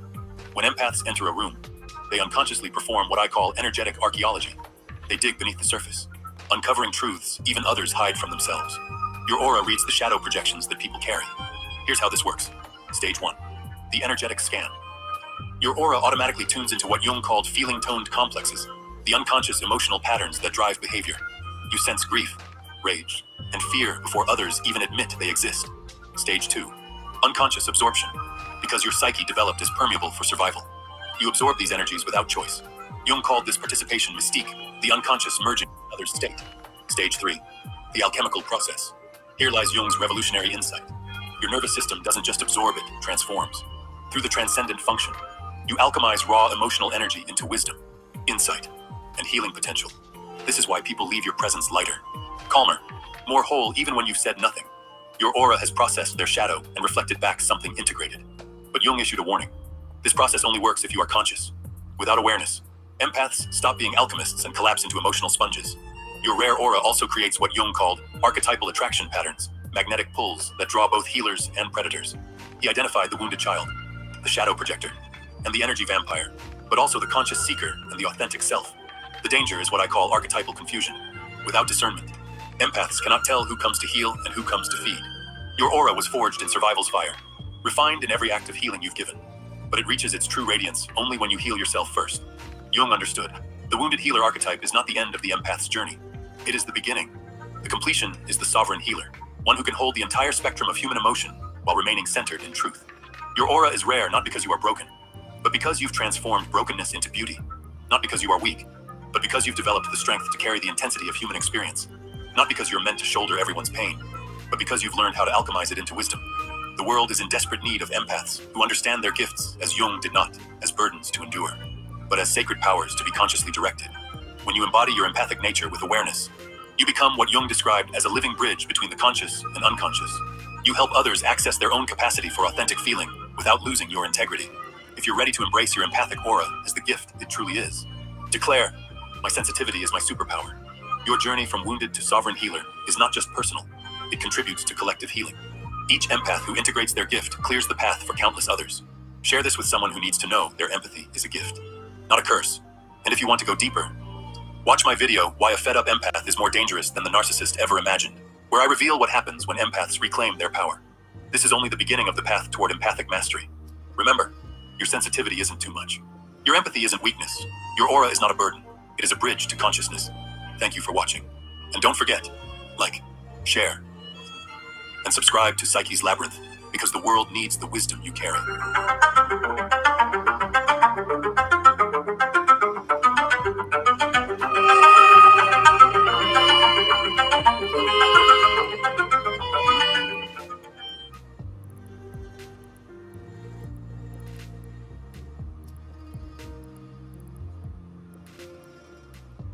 And it's time for Lefties Losing It, and tonight's edition of Lefties will feature some of the ugliness, some of the utter depravity that has followed the murder of Charlie Kirk, a thoroughly decent, principled man brutally murdered today, and the soulless fools of the left were quick to celebrate.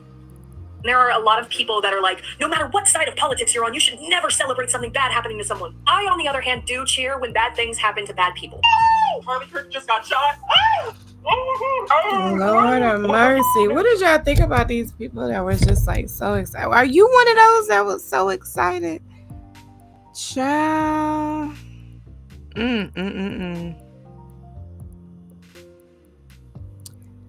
Y'all.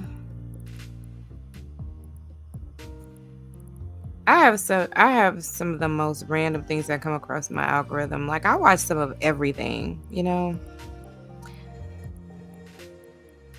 Oh, look, this one says the meaning of your birth month will change your entire life. Let's listen to that while we finish up here. I think I'm gonna start wrapping it up for this session. I think we made some pretty good progress, so I'm pretty pleased with that. But let's listen to this. Jung proposed that the month in which you were born carries more than just seasonal significance.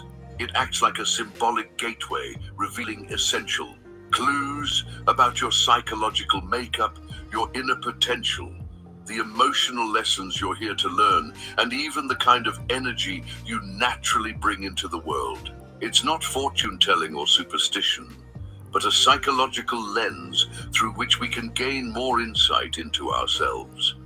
Let's imagine for a moment that understanding the symbolism of your birth month could unlock hidden parts of your personality, that it could offer you greater clarity on your habits, emotions, and even your purpose in life. Sounds dramatic, right? But once we begin to look at Jung's theories on archetypes, the collective unconscious, and the patterns of nature, this idea starts to make a lot more sense. In this exploration, we're going to dive into Carl Jung's symbolic interpretation of time, specifically how each month of the year holds a distinct psychological energy, and how that energy may subtly influence the personality traits, emotional tendencies, and even the spiritual direction of people born within it. But before we begin, if you're someone who values depth, meaning, and self-discovery, consider subscribing to our channel. We regularly bring content that challenges conventional thinking and invites you to reflect more deeply on who you are and what drives you. By joining us, you'll be part of a community that seeks growth, not through surface-level advice, but through profound inner understanding. Now take a deep breath, because what you're about to hear might not only change how you view your birth month, but also how you see your story, your patterns, and the journey you've been walking all along. It's not about putting people into boxes. It's about revealing the patterns already woven into the fabric of your being. Let's start with Carl Jung's central belief that the universe is full of repeating patterns, what he called archetypes. These are universal images, stories, and energies that appear across all cultures, myths, and human experiences. They exist both outside and inside us. And Jung believed that we each carry a unique combination of these archetypes within us, shaping how we think, feel, and act. What's more, he believed that nature's cycles, like the seasons, also mirror these archetypes. The cold stillness of winter, the blossoming energy of spring, the full radiance of summer, and the reflective quiet of autumn. Each season corresponds to a different psychological energy. And because each month belongs to a specific part of the year, it too carries symbolic weight. According to Jung, the month of your birth isn't merely a line on a calendar, it's a symbolic imprint. It's the moment in time when you entered the world, and that moment is rich with meaning. The environment, the energy of the season, the light or darkness, the sense of beginning or ending, all of this shapes the emotional and symbolic atmosphere into which you were born. Think about March, for example, a month of transition. It's the northern hemisphere. It marks the shift from winter to spring. The snow melts, the days get longer, and life begins to stir again. For Jung, someone born in a transitional month, like March or September, when summer gives way to fall, may carry within them a dual nature. They might feel pulled between two worlds, between stillness and motion, introspection and expression. These individuals often have a heightened sensitivity to change. They're attuned to shifts in their environment and emotions, and they tend to seek harmony between opposites. Now compare that to someone born in a month like January or July. These are periods of stability when a season has fully set in. People born during these months often embody the energy of structure and consistency. Jung associated them with archetypes of perseverance, inner strength, and long-term vision. They're the builders, the organizers, the ones who naturally seek to create order and solid ground. There's a psychological resilience in them, a capacity to endure and to help others do the same. What Jung found fascinating is that time itself is not neutral. It has a rhythm, a mood, and a story. And when we're born at a specific point in this unfolding story, we absorb a certain symbolic tone, like a background melody that subtly influences our thoughts, behaviors, and emotional responses.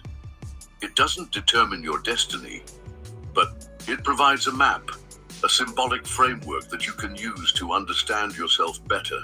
This symbolic map doesn't tell you what you must do. Rather, it reveals the energies you're likely to encounter within yourself, both the strengths you can rely on and the shadows you're meant to confront. For Jung, self-knowledge is the key to freedom. And part of that self-knowledge comes from understanding the archetypal forces you were born into.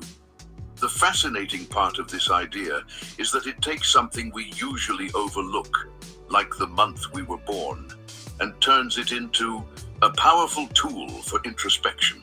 Suddenly, the date on your birth certificate isn't just a fact, it's a doorway, a way to connect with the deeper rhythms of nature, psychology, and the soul. So now we arrive at the real question. What does your birth month say about your soul's journey Each month, according to Jung's symbolic thinking, connects to a particular archetype, a timeless inner pattern that lives within all of us but is more dominant in some people than others. Understanding these patterns can reveal why you're drawn to certain roles in life, why some challenges repeat, and where your natural wisdom lies. In the sections ahead, we'll explore the meaning behind each month of the year, from the silent depth of January to the mysterious transformation of November. You'll see how Jung's understanding of archetypes allows us to find significance in the rhythms of time itself. We'll begin by walking through the symbolism of the early months of the year, and you might find reflections of yourself in places you never expected. But keep in mind, this isn't about fitting into a mold. The archetypes Jung described are not boxes, they're mirrors. They don't limit you, they help you recognize what's already inside you but maybe hasn't yet been named. So if you're ready to discover the symbolic energy behind your month of birth and how it may be quietly influencing your choices, your emotions, and your personal growth, then continue with us on this journey. In the next part, we'll begin exploring month by month, diving into the specific archetypes that Jung associated with each time of year, starting with January, February, and March, and continuing all the way to December. What you find might not only surprise you, but reconnect you to a part of yourself you've long forgotten. Now that we've explored Carl Jung's idea that your birth month holds symbolic meaning, serving as a reflection of the archetypal forces that shape your inner life, it's time to look at each month individually. Jung didn't see these months as arbitrary divisions of time, but as symbolic phases in the grand cycle of nature. Each carries its own psychological tone, and those born within each month may find themselves naturally resonating with certain universal patterns or archetypes. Let's begin this symbolic journey through the calendar and uncover what each month might reveal about the inner landscape of your soul. January, the archetype of the elder or the sage. January begins with silence. In many parts of the world, it is the coldest, quietest time of year, a season of stillness, reflection, and introspection. It represents not only a new beginning, but also a pause to contemplate the year that came before. Jung associated January with the archetype of the elder or the sage.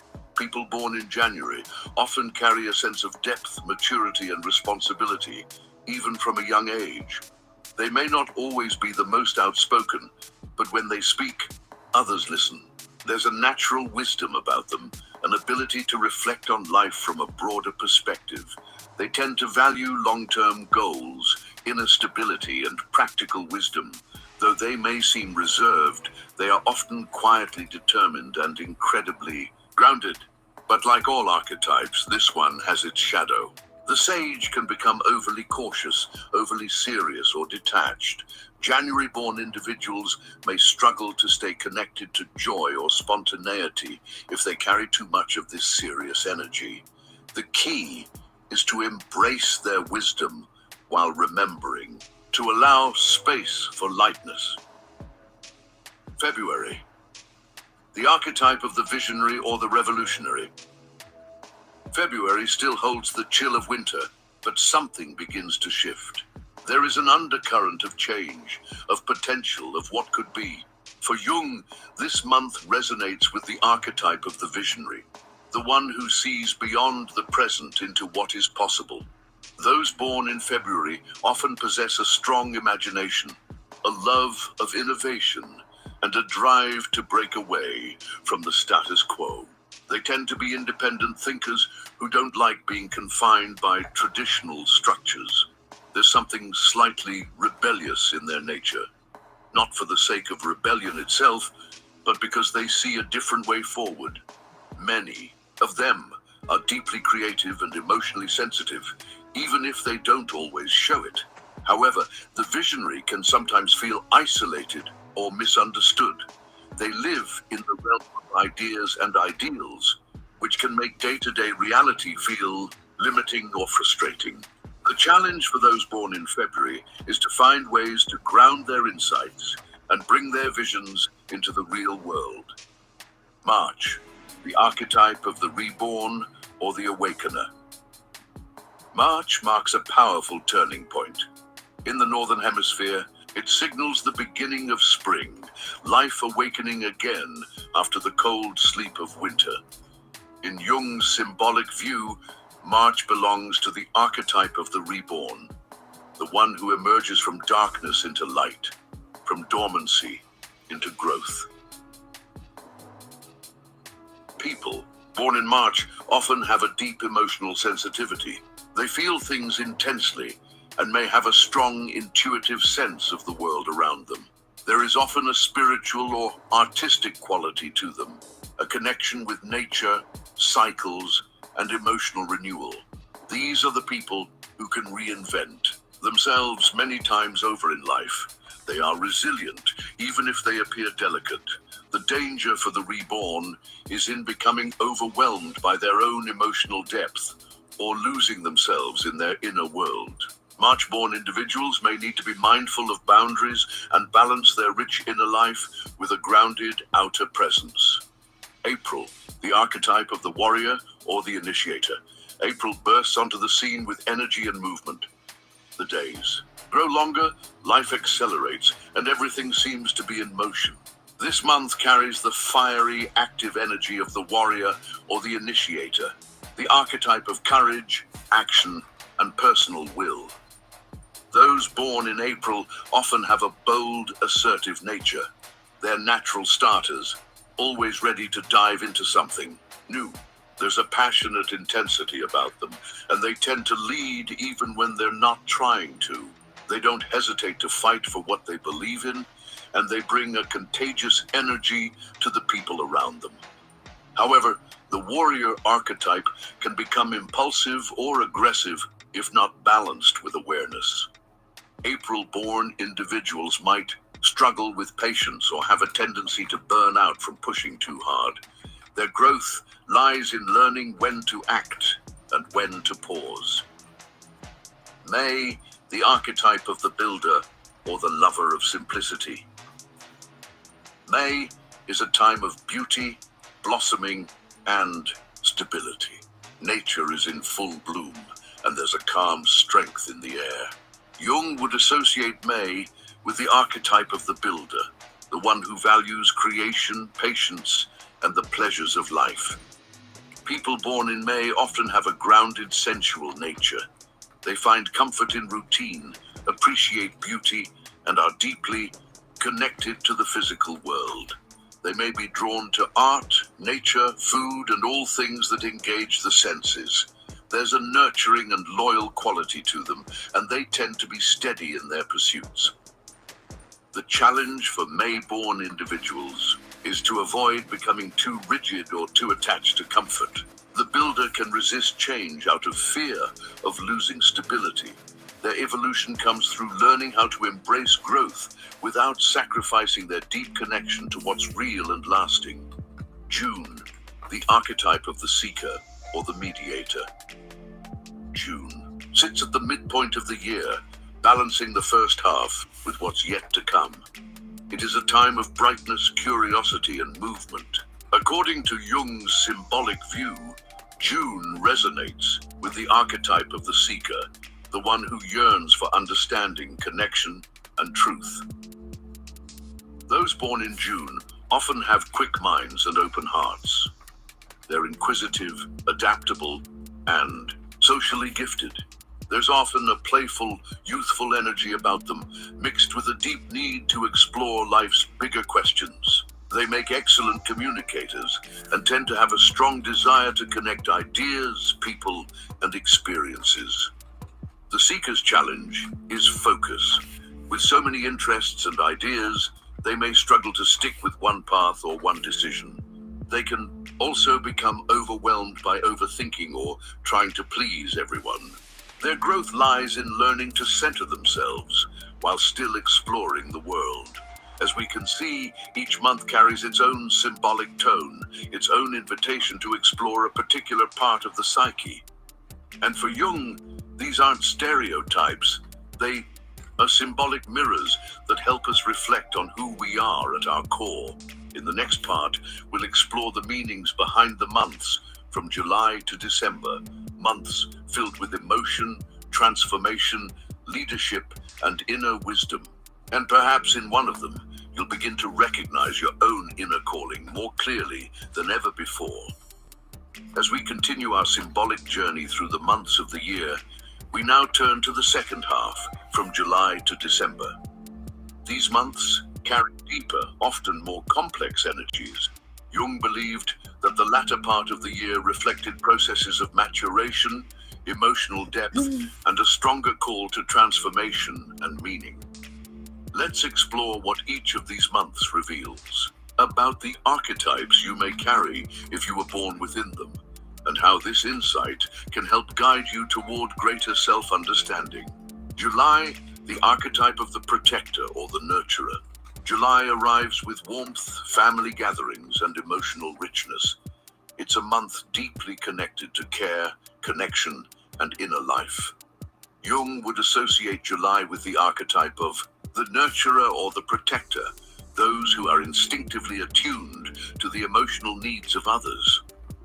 People born in July often have strong emotional intelligence. They may be deeply empathetic, compassionate, and fiercely loyal to those they love. There is usually a strong connection to family, roots, memory, and tradition. These individuals often become the emotional center of their communities, offering safety and comfort to those around them. However, the shadow of the nurturer can be self-neglect. July-born people may give so much to others that they forget to care for themselves. They may suppress their own feelings in order to keep the peace. Their growth lies in learning to protect themselves as much as they protect others. August, the archetype of the leader or the sovereign. August carries a bold and radiant energy. It's a time of full expression, of confidence, vitality, and visibility. For Jung, this month reflects the archetype of the king or queen, also known as the sovereign. Those born in August often have a commanding presence. They possess natural leadership qualities, a strong sense of identity, and a deep desire to make an impact. While they may enjoy attention, it's usually because they feel called to lead, to serve, or to guide others towards something greater. Yet, leadership comes with its own challenges. The sovereign can fall into pride, control, or even isolation if they feel misunderstood or unsupported. August-born individuals grow by learning humility, compassion, and the importance of shared power.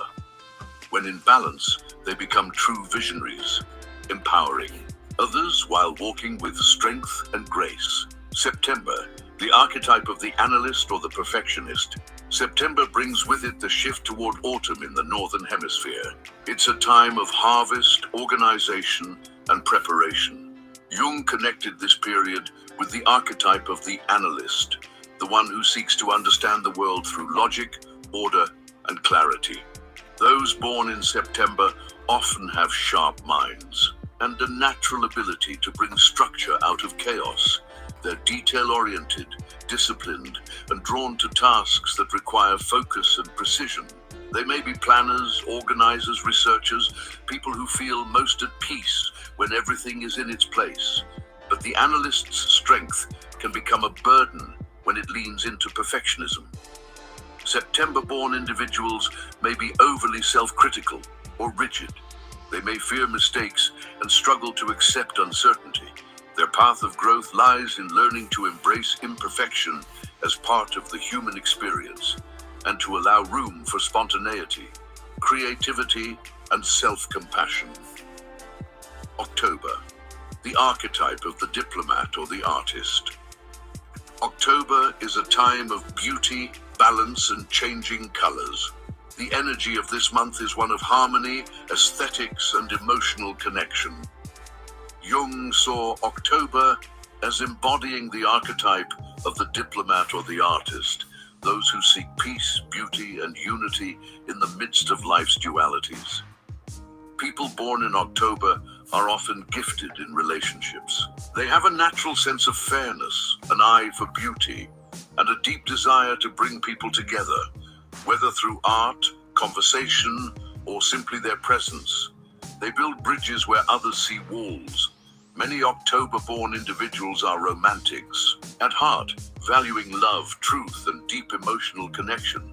The shadow side of this archetype is the fear of conflict. Diplomats may avoid confrontation to preserve peace, even when it comes at a personal cost. Their growth involves learning to stand firmly in their truth, knowing that true harmony isn't about avoiding conflict, but resolving it consciously.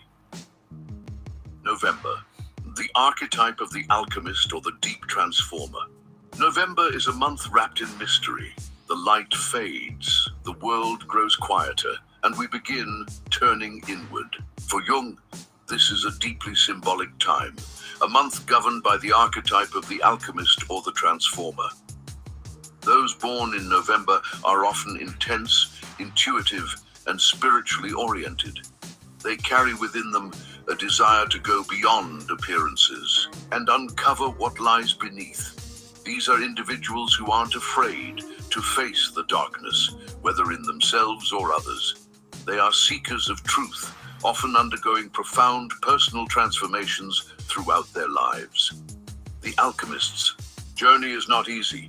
It involves pain, surrender, and rebirth. November-born people may go through cycles of loss and renewal, constantly evolving. Their challenge is to trust the process and not become overwhelmed by it.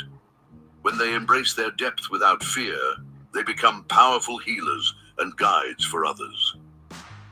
December, the archetype of the wise teacher or the visionary sage. December marks the close of the year, a time of endings, reflection, and hope for new beginnings.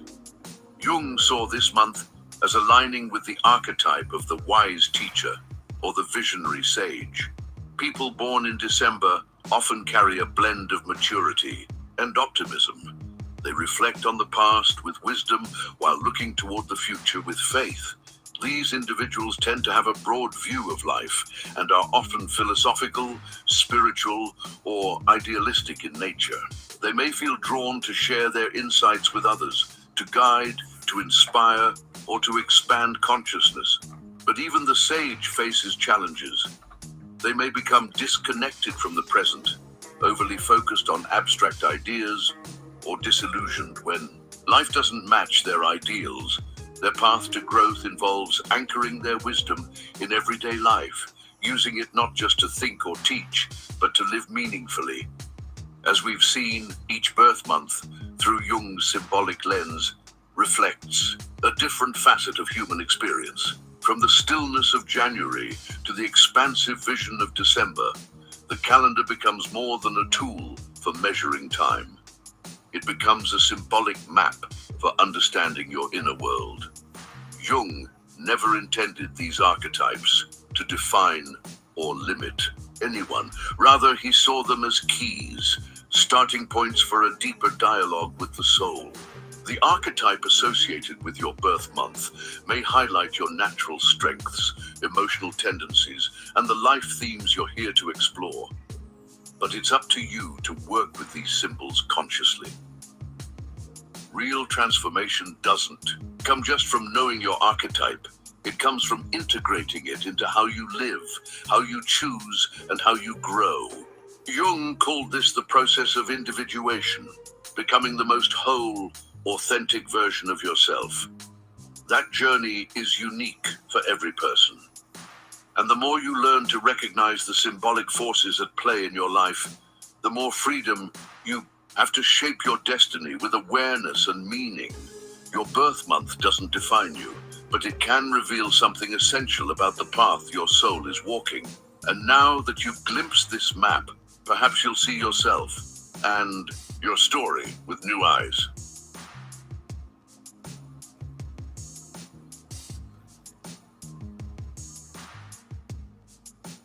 That was kind of interesting, right, you guys? I mean, it's kind of weird, but like I don't really know if there's really too much stock in the whole birth month thing, you know.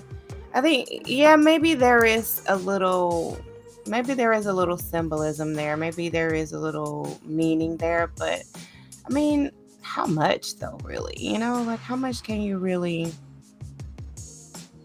you know what I'm saying? Like how much stock can you really put into it, you know? I wouldn't put too much into it, but you know, some people are really into that whole like birth month, zodiac, all that stuff. I'm not really into it, but you know, I do think that there are probably some really good points, you know, that could be highlighted, you know. It's probably some good points in there, but I don't know, y'all. It sounds like it's a bit of a stretch. You know what I'm saying?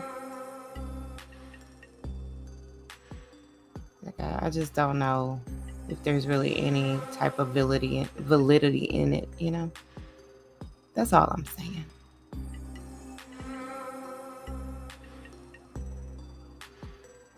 But you know, some people really do believe in it, so I don't know. I did like at one point like talk to some okay, I'm gonna admit it. I did talk to somebody one time who was like a you know, a tarot card reader and stuff like that. You know, it wasn't even one time, maybe like 3 times total in my whole life. Hey, I'm actually this is a live writing stream, and I'm just sharing with you guys what I'm working on, which is a project in my local community for a community service organization I'm a part of called Altrusa International. And you know, as it says, it is international, so you could be a part of it too if you wanted to, Miss Mary D Plays. But that's what I'm working on right now. I'm just kind of giving you guys a view of my process of working on it. No, it's kind of like a I say dual purpose, but it may be more purposes than just two. You know, for us to have a good writing session, that's one. I'm a writer, and you know, so I want to bring you in on my process of writing, no matter what I'm writing, you know. So it could be, you know, this whole event that I'm coordinating, which as you can see involves a lot of writing, right? Everything involves writing. But so it could be that, or it could be me working on my books. You know, it just varies what I'm working on. But right now, this is a project that we have that's just we're 30 days away now. We're at our 30-day countdown now. So you know, when you're at this juncture of planning a event, there's a lot of little details that you have to pay attention to and make sure things don't slip through the cracks.